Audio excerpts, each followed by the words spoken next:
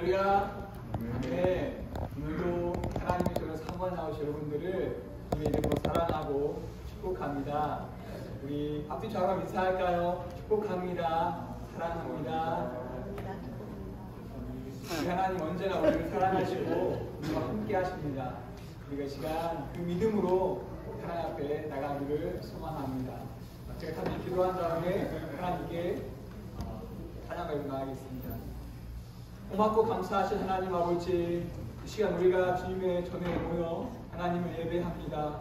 살아계시고 역사하는 아버지, 우리에게 예수님을 주셔서 영원한 생명을 얻게 하신 아버지, 우리가 이 시간 주 앞에 나아갈 때 겸손한 마음과 애통한 마음으로 나아가오니 우리와 함께 하시고 예배를 받아 주옵소서. 하나님, 우리는 미련하고 허물이 많으며 미천합니다. 하나님은 부유하고 하나님은 은혜와 능력에 부유하고 하나님은 사랑과 능력에 넘치십니다. 하나님 아버지, 우리가 주님을 믿고 의지하며 하나님으로부터 오는 은혜를 이 시간 간구하시도록 도와주시옵소서. 하나님 아버지, 이 시간 우리에게 은혜를 내려 주옵소서. 믿고 감사드리며 예수님의 이름으로 드립니다. 아멘. 할렐루야. 아멘. 우리 박수 치면서 찬양하겠습니다. Yeah.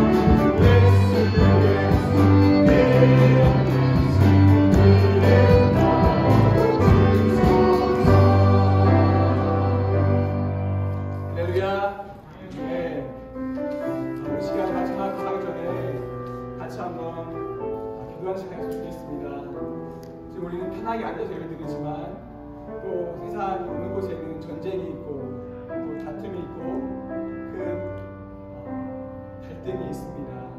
이 시간 여전히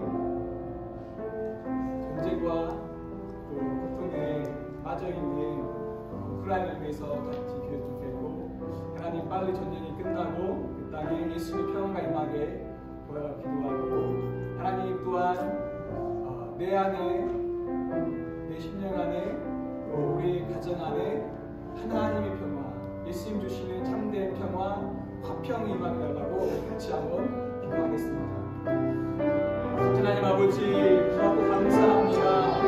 하나님, 우리가 이 땅을 살면서 많은 전쟁을 보고, 많은 고통을 보고, 많은 갈등을 봅니다. 하나님, 이 땅에는 평화가 없습니다.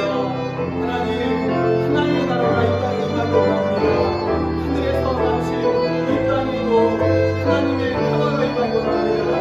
예수님 주시는 평화, 세상의 왕이 주시는 평화가 아니라 우리의 왕이신, 우리 참된 왕이신 예수 그리스도가 주시는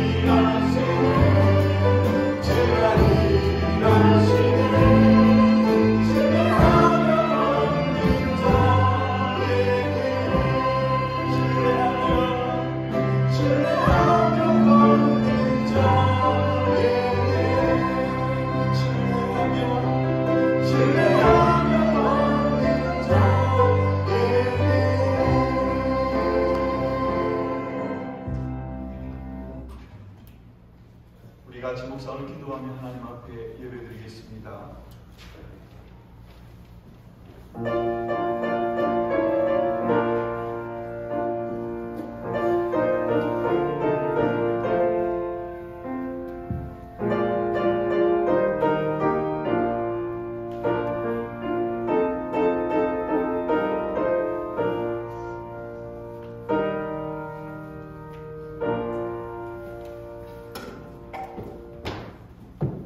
사랑의 아버지 하나님 감사합니다.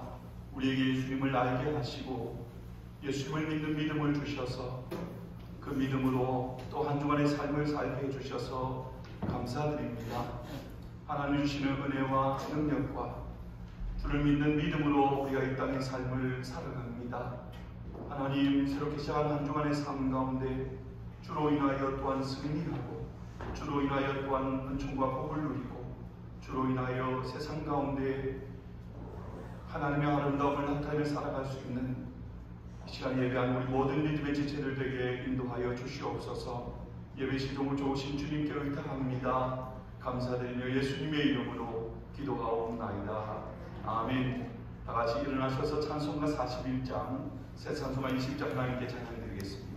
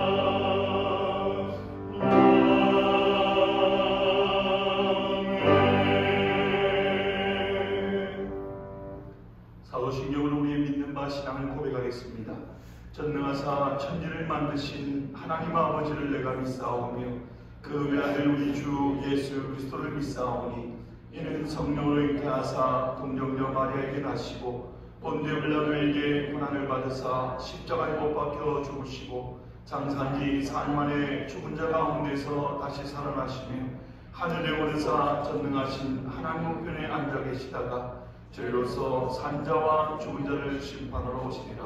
성령을 믿사오며 거룩한 공예와 성도가 서로 교통하는 것과 죄를 사하여 주시는 것과 몸이 다시 사는 것과 영원히 사는 것을 믿사옵나이다.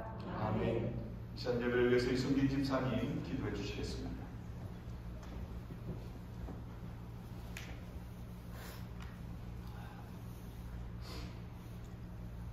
우리를 깨우시고 우리의 발길을 이곳 주님의 전에 인도하여 주신 하나님 아버지를 찬양드립니다. 예배 가운데 임하셔서 우리의 찬양을 받으시고 홀로 영광 받아 주옵소서. 먼저 우리의 죄를 고백합니다. 아버지의 말씀과 그런 대로 살지 못했던 순간들을 다 기억합니다. 내 고집과 욕심만 채우며 살았음을 고백합니다. 주님, 이 시간 용서하셔서 우리가 주님의 전에 나와 주의 얼굴 바라는데 지장이 없도록 깨끗게 하여 주옵소서. 우리에게 하루하루 살도록 시간과 건강, 물질을 허락하신 주님, 나의 생활을 귀히 여기며 내게 주어진 달란트대로 열심으로 생활케 하신 것 감사드립니다. 한순간도 주님을 잊지 않으며 은혜로운 삶의 발걸음을 걷게 하옵소서. 어제는 갑작스러운 추위와 눈보라에도 감사드리는 것은 이 모든 자연의 모습도 아버지의 주관이며 틀림없이 이 추운 날이 지나면 따뜻하고 편안한 봄날을 주실 것을 믿기 때문입니다. 이렇듯 우리의 생활을 주관하시는 아버지를 나의 구주로 믿습니다. 믿음을 늘 지키며 복잡하고 어려운 이 시기를 잘 이길 수 있기를 원합니다. 성경에서 보았던 많은 신앙의 백성들의 모습에서도 믿음을 지키기 위해 일생을 바쳐 노력했던 것을 압니다. 믿음 없이는 기쁘시지 못하나니 하나님께 나아가는 자는 반드시 그가 계신 것과 또한 그가 자기를 찾는 자들에게 상 주시는 이심을 믿어야 한다고 하셨습니다. 대저 하나님께서 날짜마다 세상을 이기느니라. 세상을 이김은 이것이니 우리의 믿음이니라. 이렇듯 아버지를 알고 믿는 우리 믿음의 성도들이 함께 기도하며 아버지께 간구하는 것은 평화의 도구로 오신 예수님의 목적처럼 전쟁이 끊이지 않는 이 세상을 구원하시고 전쟁 가운데서도 아버지의 역사가 이루어져 어서 빨리 저것 우크라이나의 생성이 그치고 죄 없는 어린 아이들조차 희생되는 잔혹한 일들이 그쳐지기를 기도합니다. 몇몇 힘있는 리더들의 잘못된 판단과 그들의 교만을 꺾으시고 더는 저러한 전쟁이 확산되지 않도록 주님 간섭하여 주옵소서. 우리 모두 지난 역사를 돌아보며 더욱 간절한 마음으로 기도하기를 원합니다. 때론 우리들이 처한 상황이 믿음을 지키며 신앙인다운 삶을 사는데 어려움을 주지만 오히려 어려운 조건이 우리를 단단하게 하며 단련된 정금처럼 더욱 값진 보석으로 탄생함을 압니다. 너무 편안하여서 너무 부유하여서 나태하고 불만함에 빠지지 않도록 적당한 어려움이 우리들의 유익함임을 깨닫게 도와주시고 주어진 환경에 늘 감사하며 오늘 하루를 살게 도와주옵소서. 늘 만족하기를 원합니다. 내 삶에 감사하기를 원합니다. 오늘도 내일도 이번 일주일도 변치 않는 믿음 지키며 기도하며 감사하며 또한 서로 사랑하며 이기는 삶 살기를 원합니다. 지켜주옵소서. 이제 말씀을 듣습니다. 지혜의 말씀, 우리를 살리는 말씀, 살아서 역사하는 말씀, 영의 양식이 되는 말씀 잘 듣게 하시며 많이 깨닫는 아침 되게 도와주시옵소서. 할 수 있거든이 무슨 말이냐? 믿는 자에게는 능치 못할 일이 없느니라. 예수님의 이 말씀을 믿습니다.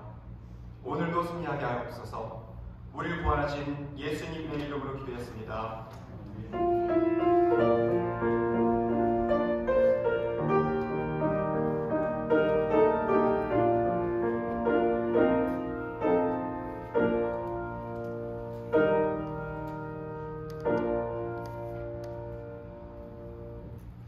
시간 하나님께 예물 드리겠습니다.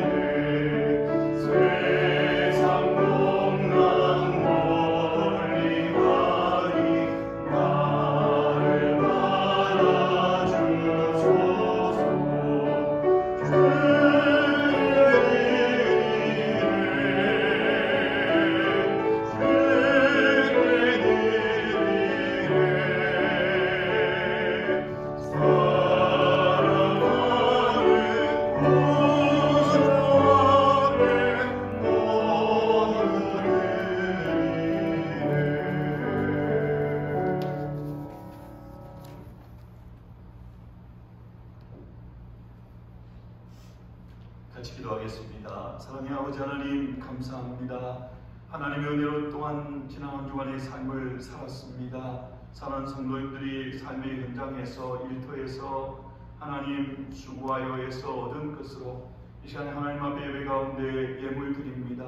우리가 수고하여 얻었지만 모든 것 얻게 하시고 또 얻은 것으로 누리게 하시는 분 하나님이심을 믿으며 감사의 마음으로 이 시간 예물 드리오니 성도님들이 드리는 모든 종류의 예물 하나님 기뻐 받아주시고 우리의 모든 연약함과 우리의 마음의 간구와 우리의 모든 필요를 아시는 주님께서 때를 따라 돕는 은혜로 풍성함으로 채우셔서 날마다 하나님의 살아계심과 하나님의 돌보심의 은혜들을 경험하며 살아가는 우리 모든 믿음의 지체들에게 인도하여 주시옵소서. 오늘도 하나님 앞에 절교 예물 드리게 하심을 인하여 감사드립니다. 예수님의 이름으로 기도하옵나이다. 아멘. 하나님의 말씀 같이 보겠습니다. 하나님의 말씀은 구약성경 시편 23편의 말씀입니다. 구약성경 시편 23편 1절부터 6절까지 말씀. 제가 읽은 구약성경 817페이지입니다.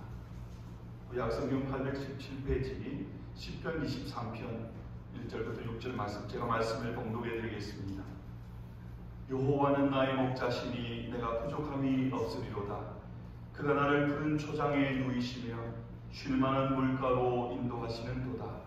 내 영혼을 소생시키시고 자기 이름을 위하여 의의 길로 인도하시는도다.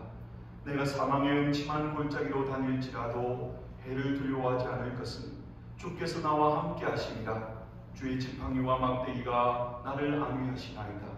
주께서 내 원수의 목전에서 내게 상을 베푸시고 기름으로 내 머리에 바르셨으니 내 잔이 넘치나이다.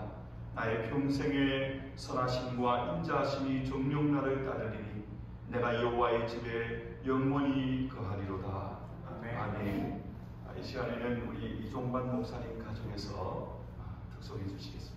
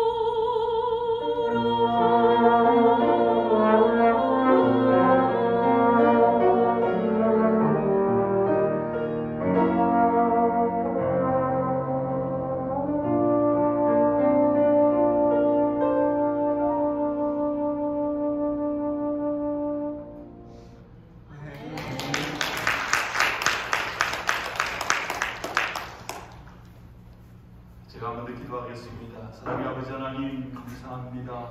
굳은 날씨 가운데에서도 저희들을 주의 제도로 인도하여 주시고 하나님을 찬양하며 예배하게 하시며 또 시간의 예배 가운데 하나님의 말씀 듣게 하시니 주여 감사합니다. 늘 하나님 앞에 설 때마다 겸손한 마음으로 열린 심령으로 하나님 앞에 세워지므로 하나님 말씀이 우리의 마음밭에 잘 뿌려지게 하시고 자라 열매 맺어 삶 가운데에 하나님의 영광 드러내고 하나님 주시는 은총들이며 살아가는 저희들 되게 인도하여 주시옵소서.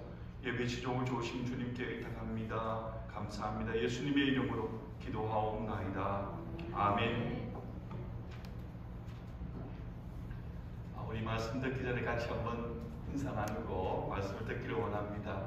3월이 되면 꼭 한두 번은 이렇게 눈이 오고 그러죠. 여러분 그런 가운데서 또 이렇게 예배 자리에 나오신 것 환영합니다. 우리 앞뒤 좌우를 보면서 예배 자리에서 만나서 반갑습니다. 인사하십시다. 예.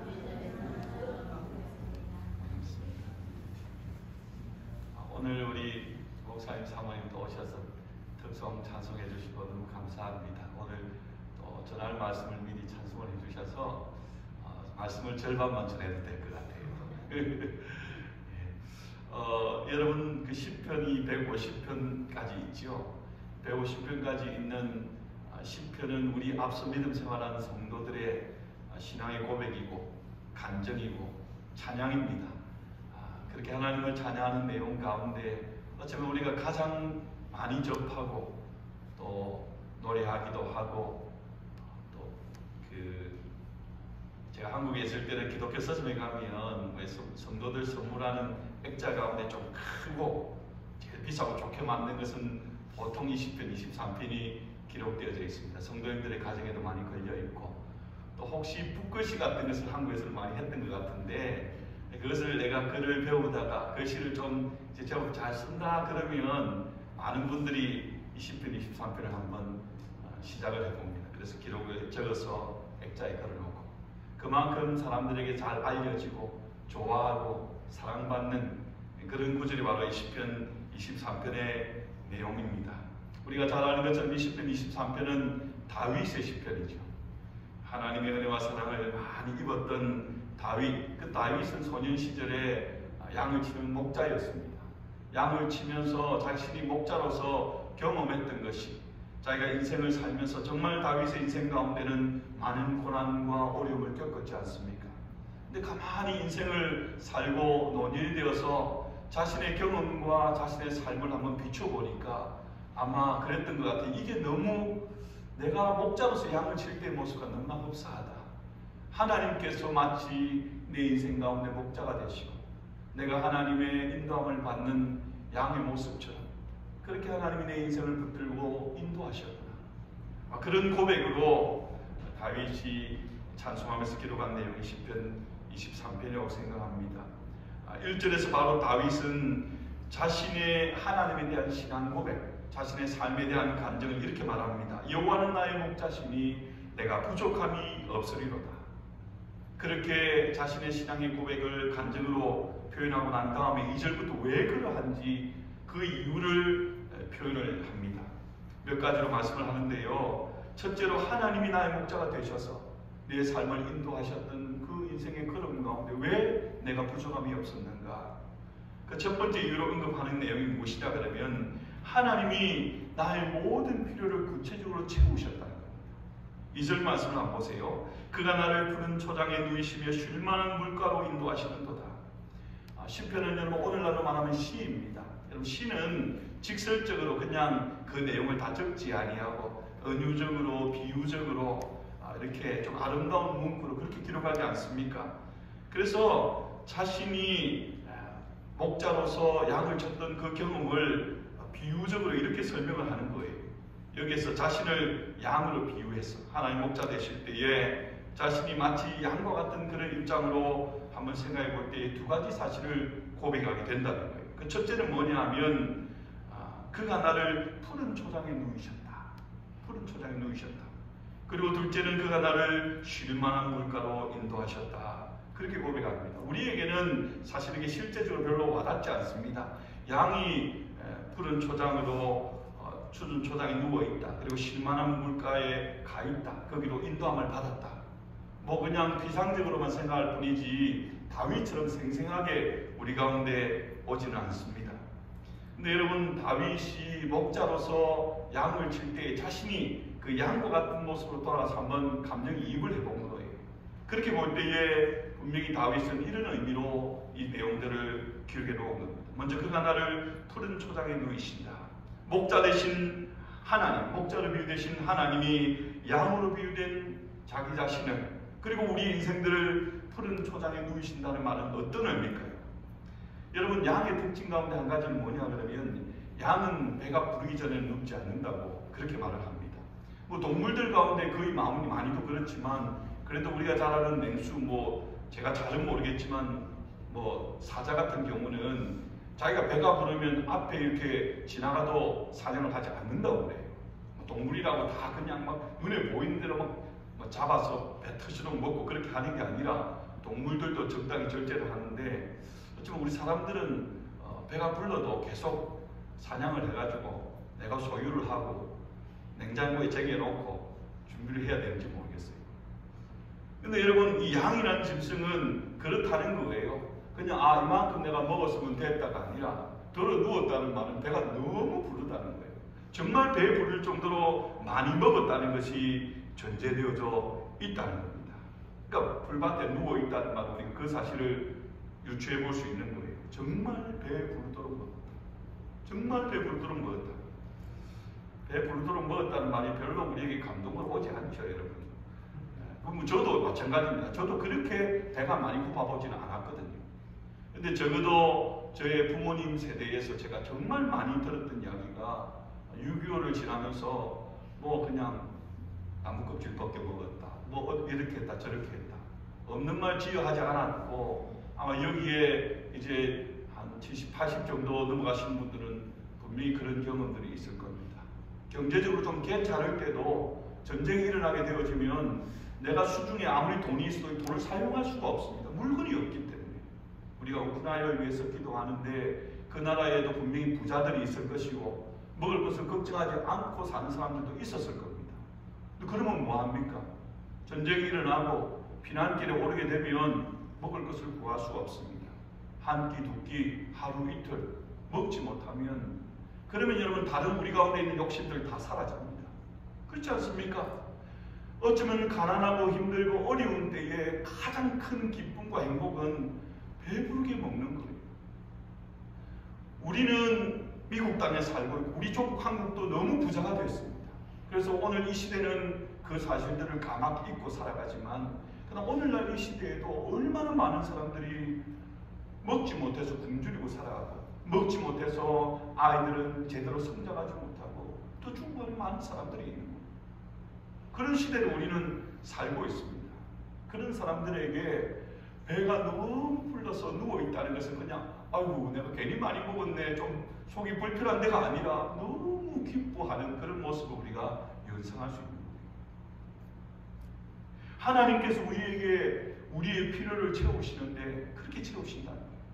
하나님이 다윗의 그 고난 많은 인생 가운데 동행하시고 채우셨는데, 내 인생을 돌아볼 때 하나님의 채우심은 겨우겨우 그냥 필요한 것만 잠깐 넘어가게 채우신 게 아니라 정말 양이 먹고 배불러서 돌아 누워 편하게 있는 그런 모습처럼 풍족하게 채우신다.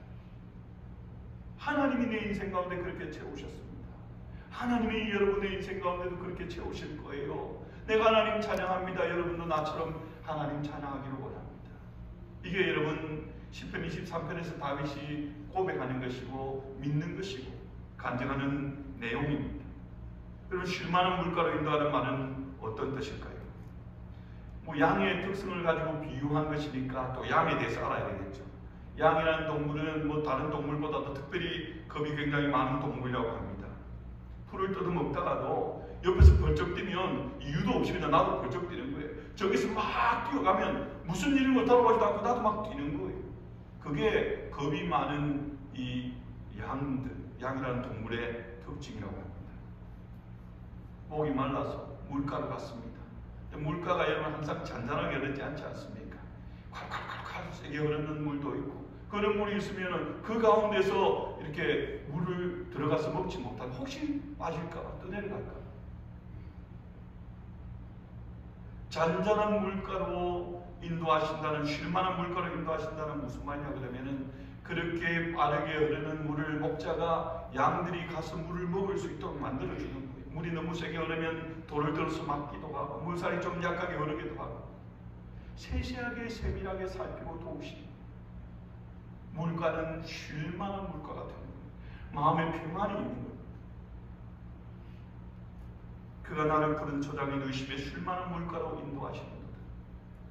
하나님이 내 인생 가운데 그렇게 필요를 채우시고 내 삶 가운데 그렇게 평안을 주셨다. 오늘 본문에도 언급하지만 원수의 목전에서도 상을 베풀어 주십니다. 걱정과 근심이 많은 때에 여러분, 우리가 먹어도 맛이 없고 먹을 수도 없는 거예요. 누워도 잠을 잘 수가 없지 않습니까? 근데 하나님께서 그 가운데 내게 상을 베푸십니다. 내 마음 가운데 평안을 주시고 잠을 허락해 주십니다. 대적들에게 쫓겨서 도망가고 노상에서 잠깐 누웠는데도 거기에서 꿀잠을 자게 해주시는 거예요.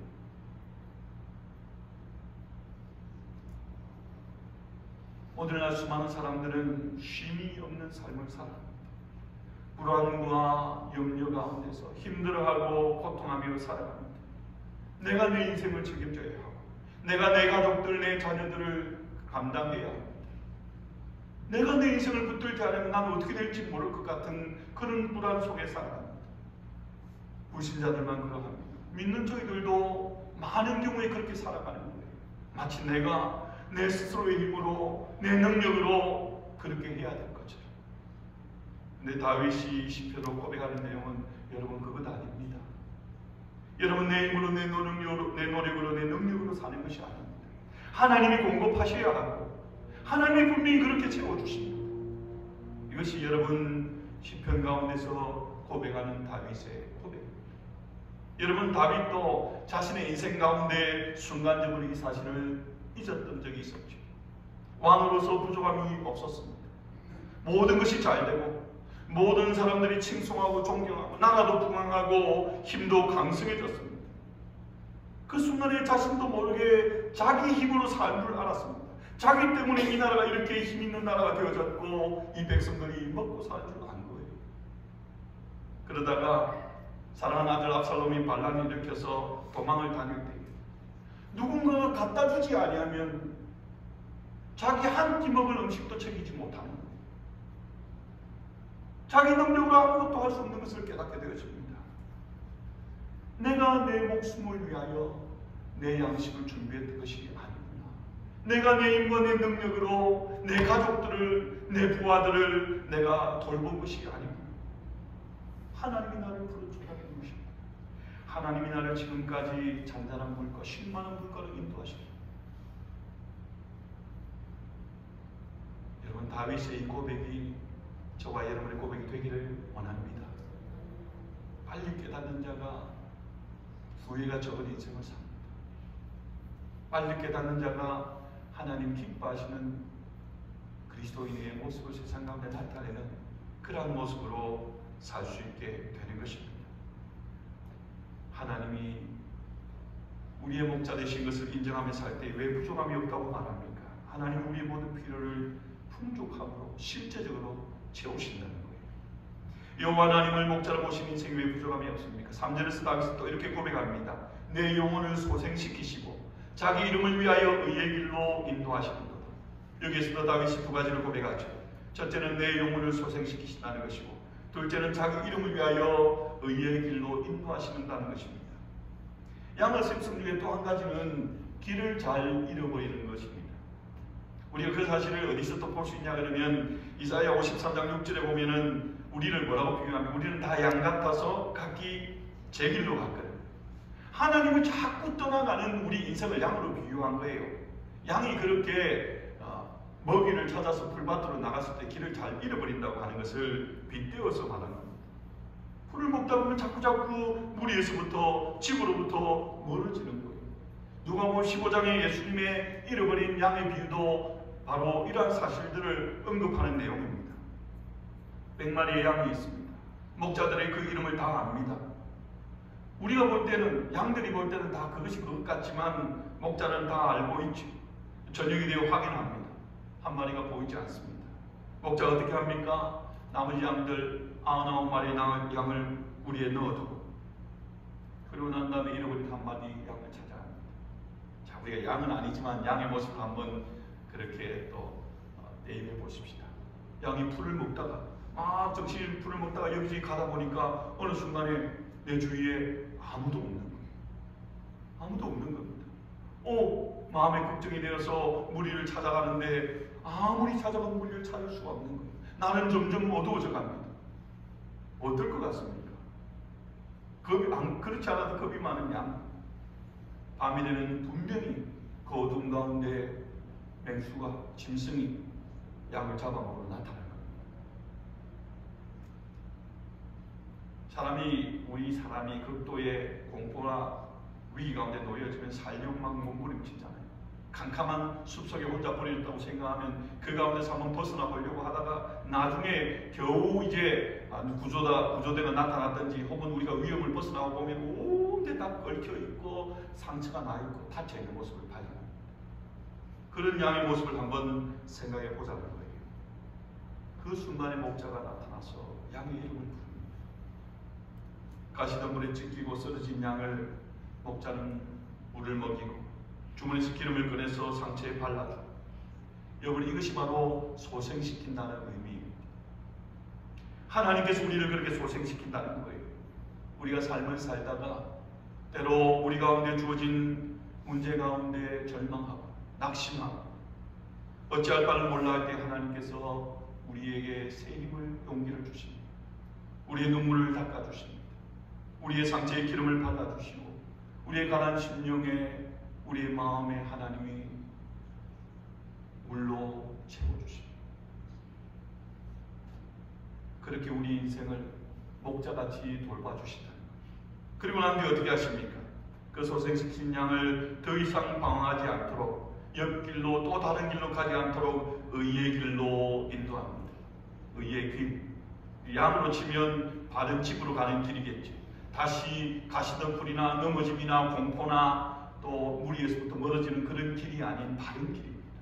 본문에서는 그것을 의의 길이라고 말했고, 양으로 비교하면 여러분 옛날에는 특별히 여러분 숲속이나 산길 같은 경우에는, 광야길 같은 경우에는 의도적으로 오늘날처럼 닦아놓은 길이 아니라 짐승이든지 사람이든지 많이 다녀서 생긴 길입니다. 오늘날 치면 트레일 같은 그런 것입니다. 양이 자기 나름대로 집으로 가는 길, 바른 길, 구원 얻을 길로 간다고 가지만 그 길은 가다 보면 분명히 이 길이 맞는 것 같아도 가다 보면 거기는 가시덤불이나 또 헤어날 수 없는 길이 될 수도 있고, 짐승이 길을 많이 닦아놔서 오히려 짐승에게로 더 가까이 갈 수 있는 길이 될 수도 있고, 그 길의 끝에 낭떠러지가 있는 그런 길이 될 수도 있는 거예요. 좋은 길처럼, 맞는 길처럼 보여져도 그 길로 가면 죽을 수도 있습니다. 양은 모릅니다. 무엇이 바른 길인지, 무엇이 집으로 가는 길인지. 하지만 목자는 압니다. 하나님이 우리를 그렇게 인도하신다는 거예요. 우리 생각에는 이 길이 맞는 것 같고, 이 길로 가면 성공할 것 같고, 이 길로 가면은 내 모든 문제가 해결될 것 같아서 그 길로 전력질주해서 달려갑니다.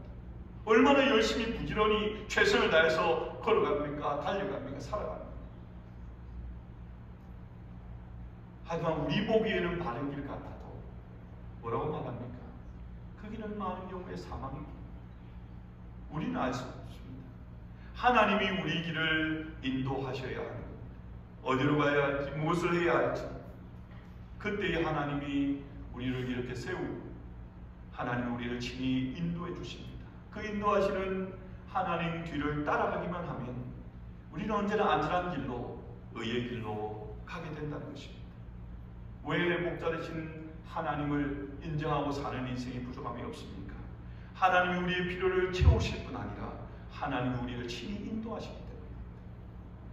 우리가 날마다 하나님 앞에 세워지는 것은 바쁜 시간 쪼개어서 말씀을 읽고 또 힘든 가운데서도 우리가 하나님 앞에 순간순간 기도하는 것은 바로 이 하나님의 인도하심을 받기 위함 아닙니까?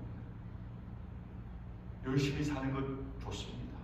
그러나 여러분, 열심히 달려간 그 길이 아닐 수 있다는 사실을 기억하십니다. 그래서 지혜로운 인생은 늘 순간순간 걸음을 멈추고 하나님 앞에 서는 인생입니다. 하나님의 인도하심이 나와 함께하고 있는가, 내가 하나님과 동행하고 있는가, 그 사실을 확인해야 우리는 비로소 주로 인하여 확신하는 그런 삶을 살 수 있게 되는 것입니다. 하나님이 우리의 목자 되실 때 부족함이 없는지, 그 또 한 가지 사실은 사절에서 다윗이 이렇게 고백합니다. 내가 사망의 음침한 골짜기로 다닐지라도 해를 두려워하지 않을 것은 주께서 나와 함께 하시니라. 주의 지팡이와 막대기가 나를 안위하시나이다.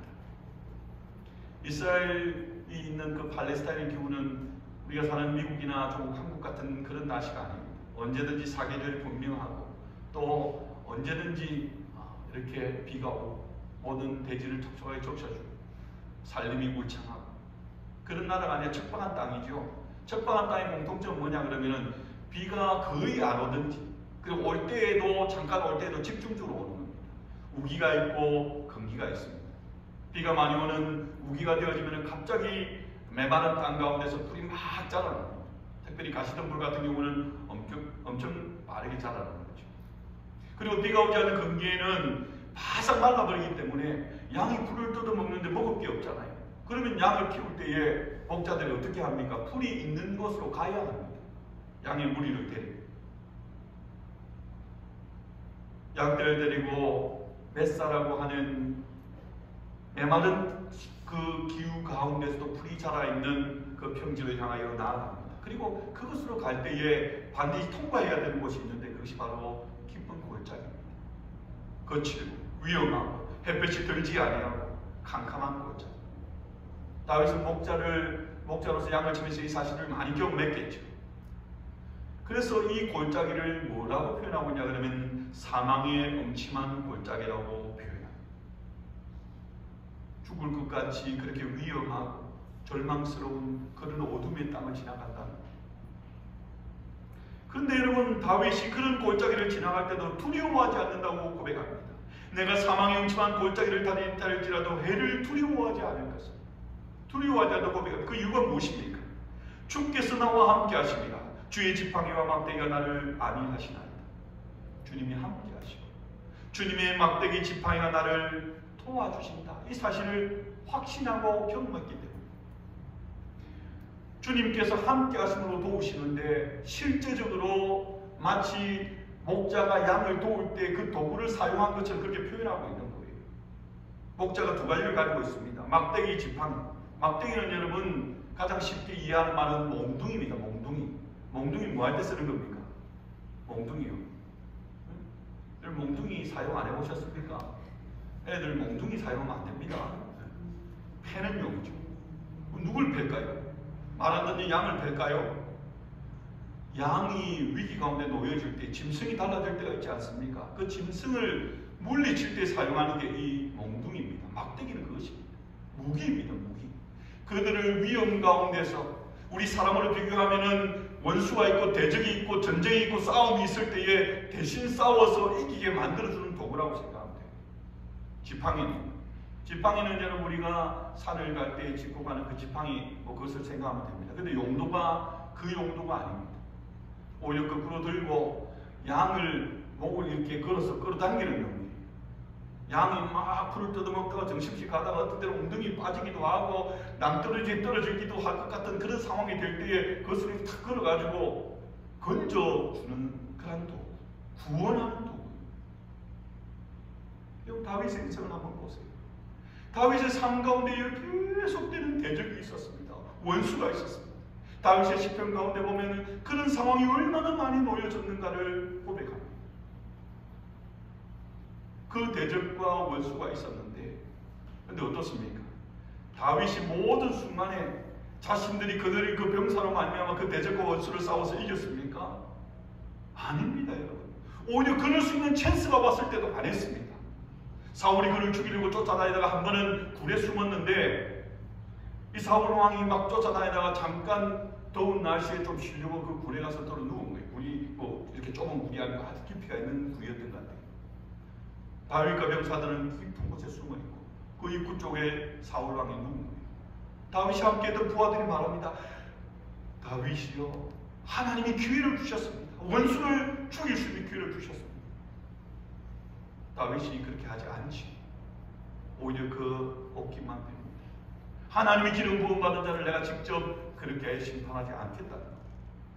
여러분, 그것은 뭘 말하냐 그러면 내가 내 힘과 내 능력으로 하지 않겠다. 하나님이 몽둥이를 가지고 하나님이 친히 나를 위해 싸워주신다는 그런 신앙의 고백이 있는 거예요. 어떤 대적이 있고 어떤 원수가 있고.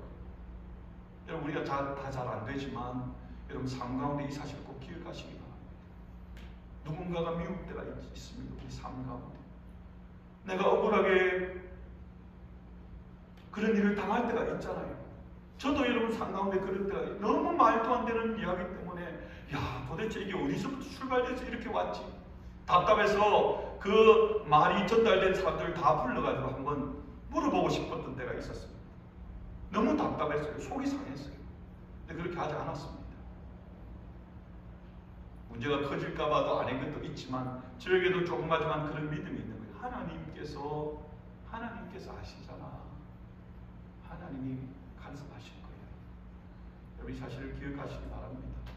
우리가 하면 문제 해결되는 게 아니라 잠깐 속 시원할 것 같죠. 문제 해결되는 게 아니라 더 고여버립니다. 더 힘든 일 생기는 거예요. 오히려 힘들고 어려우면 하나님 앞으로 나와서 하나님 앞에 기도 제목을 내어놓고 하나님 나 힘들어요. 하나님 나 속상해요. 하나님 도와주세요. 하나님이 막대기를 들고 몽둥이를 들고 하는 얘기가 신난 말이에요. 하나님이 친히 그 일을 하십니다. 다윗은 그 사실을 알았기 때문에 자신이 사울왕을 죽여버리면 그 문제가 다 해결됩니다. 온 이스라엘 백성들이 아는 거예요. 사무엘이 자신을 기르고 세웠다는 것을. 한때 골리앗을 접어쓰고 사울왕보다 더 칭송을 받았던 자신이기 때문에 사울왕이 죽었다 그러면 그 곁에 붙어있던 사람들조차도 다윗에게 조로로 달려올 겁니다. 하지만 그렇게 하지 않습니다. 하나님을 믿고 의지하거든. 기막힌 수렁 가운데, 고난 가운데, 역경 가운데 놓여졌을 때 하나님이 친히 싸워주실 뿐 아니라 그 자신을 건져주십니다. 구원해 주십니다. 죽을 것 같은 때였는데 하나님이 살려주십니다. 너무너무 힘들 것 같아도 하나님이 살려주십니다. 하나님 도와주십니다. 코로나를 지나면서 우리 삶 가운데 많은 변화들이 있는데 많은 어려움들이 있지 않습니까? 그 가운데 여러분, 이 사실들을 조금 더 확실 있게 우리가 가졌으면 좋겠습니다. 하나님 살게 해주십니다. 하나님 도와주십니다. 하나님 건져주십니다. 우리 자신을 우리의 삶 가운데 그런 사실들을 깨닫고 그 가운데서도 다윗처럼 하나님을 찬양할 뿐 아니라 우리 가운데 만약에 조금 더 큰 믿음이 있다 그러면 그 순간에 눈을 들어서 다른 사람이 하나님의 건짐을 받도록 도와주는 일에 우리가 쓰임받을 수 있다면 하나님 얼마나 기뻐하시겠습니까? 믿는 자에게도 사망의 음침한 골짜기가 있습니다. 예수를 믿으면 우리 삶 가운데 전혀 아무런 어려움이 없는 것이 아닙니다. 어쩌면 더 열심히 하나님 앞에 믿음으로 반듯하게 세워진 그런 것 같은 때에도 예측하지 못한 어려움들이 있을 수 있습니다. 여러분, 구약의 욥을 읽지 않았습니까? 그럴 수 있습니다. 하지만 여러분, 그 순간에도 우리가 걱정하고 염려할 필요가 없는 것은 우리 하나님이 우리의 목자가 되십니다. 목자가 되셔서 우리의 필요를 아실 뿐 아니라 구체적으로 채우시고 풍족함으로 채우십니다. 그리고 우리를 친히 인도하시고 모든 것 가운데서 우리를 지키시고 보호해 주십니다. 다윗이 자신의 삶 가운데 경험했던 이 하나님을 이렇게 10편 23편의 찬양으로 고백하는 것입니다. 내 삶 가운데 이런 일이 있었습니다. 그 사실을 말할 뿐 아니라 오늘날 우리에게 이 사실로 분명하고 있는 내용입니다. 하나님이 나의 목자 되신다는 것은 다윗에게만의 고백이 아니라 하나님은 오늘날 저와 여러분의 고백이 되기를 원하십니다. 우리는 양 같은 존재라서 겁도 많고 우리가 생각할 때 옳은 길로 막 따라가기도 하고 뭐가 뭔지도 모르고 어느 길이 맞는지도 모르고 살아가는 우리 인생들에게 그럼에도 불구하고 하나님이 목자이신 분이심을 우리가 바르게 믿고 인정한다면 하나님이 능히 우리를 도우시고 인도하시고 채우실 수 있다는 것입니다. 다윗의 이 고백이 저와 여러분의 고백이 될 수 있기를 주님의 이름으로 축원합니다. 기도하겠습니다. 사랑의 아버지 하나님, 감사합니다. 하나님, 우리는 양 같아서 우리의 길로 나아갑니다. 자꾸만 하나님을 떠나가고 내가 스스로 뭔가 할 수 있는 것이냐, 그렇게 살아가는 어리석은 존재들이 저희들임을 고백합니다. 하나님, 참으로 겁 많고 두려움 많고 어찌할 바를 몰라하는 연약한 존재가 저희들임을 고백합니다. 하지만 우리에게 목자 되시는 하나님이 계신다는 사실을 믿음으로 인정하고 좋으신 주님을 붙들고 주로 인하여 날마다 치료움을 받고 주로 인하여 날마다 인도함을 받고 주로 인하여 날마다 구원과 능력을 경험하며 살아가는 저희들 되게 하셔서 하나님, 우리의 삶을 통하여 하나님의 아름다운 이름을 드러낼 뿐 아니라 우리의 삶을 통하여 하나님 주시는 종과 복을 누리며 나누는 삶을 사는 우리 모든 믿음의 지체들 되게 인도하여 주시옵소서. 감사드립니다. 예수님의 이름으로 기도하옵나이다. 아멘. 광고 말씀드리겠습니다. 교회 소식란 참고해 주시기 바랍니다. 오늘도 예배 참석하신 모든 분들 주님의 이름으로 환영합니다. 여러분 영혼이 잘 되시고 육신도 강건하고 범사되고 그렇게 되기를 바랍니다. 오늘 또 오셔서 이렇게 특송해 주신 우리 이종관 목사님, 네, 감사드립니다. 우리 교회 10주년 할 때도 그때도 같이 도와주셔서 참 은혜롭게 우리가 잘 했었는데, 우리 목사님 사모님 감사합니다. 우리 박수 한번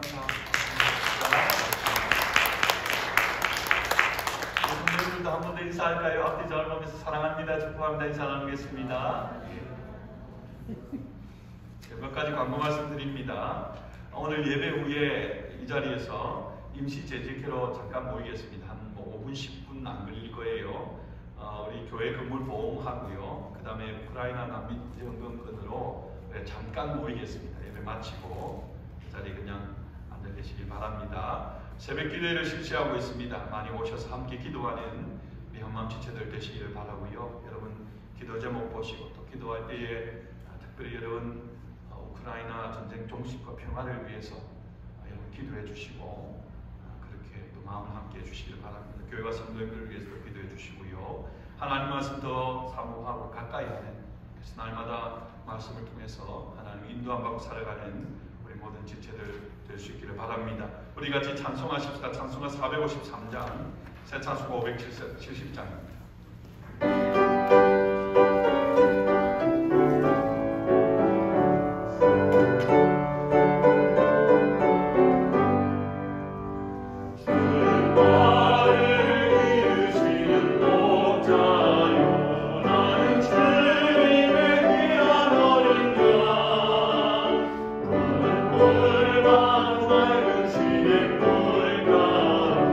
나를 구하여 주신다.